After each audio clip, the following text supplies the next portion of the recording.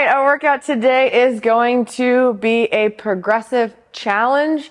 Our goal here is to make sure that we're scaling properly and we are able to kind of keep the pace moving, okay? You might not be able to continually push the pace, but we also don't want to stop and stand there for a long period of time. All right, this workout is going to be for time. However, it will have a 15-minute cap. I do want you to be mindful that it's the start of the week. We have one more open workout. So I would like you to be cautious as we move through this workout because we are going to be on the pull-up bar. We don't want to tear. We want to save ourselves. So just be aware that that's something that is going to be at your focus, okay? If you don't care about the open workout or care about the skin on your hands, then go hog wild.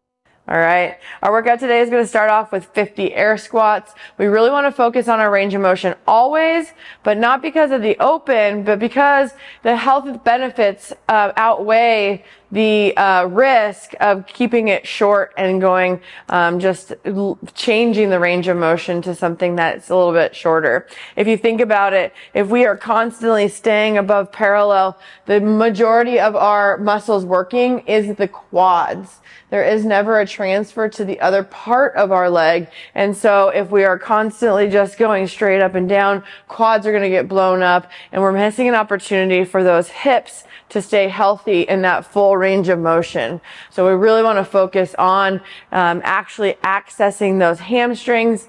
If you don't think that you're going low enough or you are not being aware of it, you may be handed a wall ball just for the depth. And that is not for shame, but that's for the health of your life and the health of your hip for the rest of your life.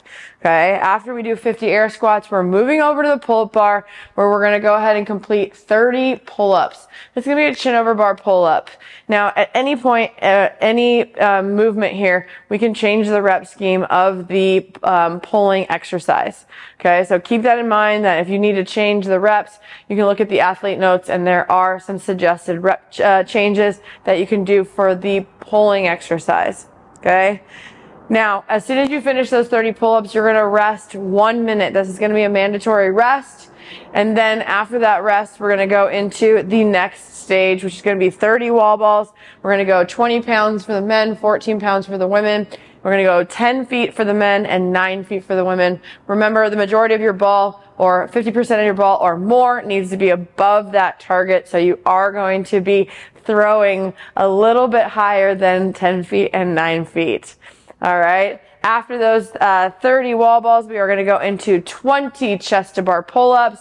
Chest has to physically touch, whether that's going to be in the butterfly or the kipping. Remember that, yes, big sets are so fast, but if you're not able to do big sets, singles are just as fast, or they can be. All right. So it's just one single turnaround, get back up there.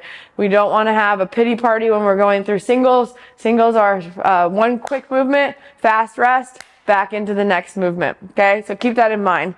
Now, once you finish those 20 chest to bar pull-ups, you are going to rest another mandatory minute. And then we go into the last phase of this workout, which is going to be 20 dumbbell thrusters. Again, same thing. I like dumbbell thrusters because the weight is going to be pulling my chest up a little bit more. I'm definitely going to get below parallel with the little added weight. So a little bit of a kind of tilt of the dumbbells will help you get down. We'll get that thruster up and overhead. And we're going to complete 20 of these. It's 2 dumbbells and it's going to be 50 pounds for the men and 35 for the women.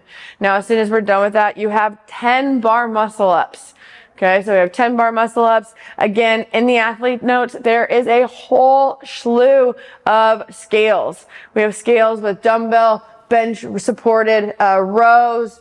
We have some ring rows that we can do. So take a look at those athlete notes for the scaling options. Now, if you're going to scale one movement, I do recommend that you scale all of them. But we have so many options here today that you kind of can do a choose your own adventure. Okay. So as we move through this, we want to move through solid, good positions. The one thing that I do want you to focus today on all of the movements is that We want to make sure that we're staying nice and tight. When we're doing a regular pull-up, our feet are going to stay closer to underneath us the whole time.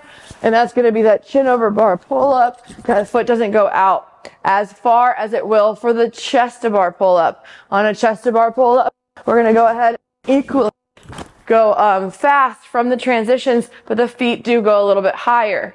And then we have the bar muscle up where the feet will come up a little bit more, but as soon as we start to feel the feet rise, that's when it's time to get up and over that bar. Okay, so that's going to be our focus today, is really staying really sharp in our feet, not letting our legs bend too much. We want that nice crisp kick, and then we're going to propel ourselves upwards. Again, please look at the athlete notes for all of the different scaling options. It'll progress you through this workout in a fashion that will be a nice workout tailored specifically for you.